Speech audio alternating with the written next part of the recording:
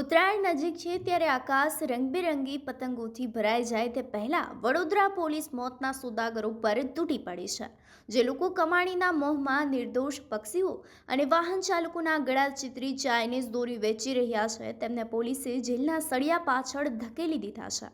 છેલ્લા એક મહિનામાં વડોદરા પોલીસે સપાટો બોલાવી 44 ઇસમોની ધરપકડ કરી છે। એટલું જ નહીં, 43 જેટલા ગુના દાખલ કરી 8.12 લાખનો મુદ્દામાલ જપ્ત કર્યો છે।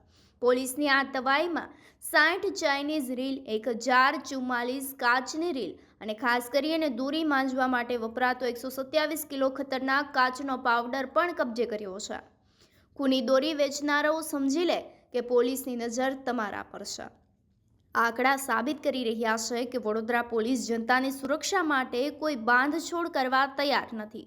તો મિત્રો, તમે પણ સાવધાન રહેજો અને આવી પ્રતિબંધિત દોરીનો ઉપયોગ કરી કોઈનો જીવ જોખમમાં ન મૂકતા।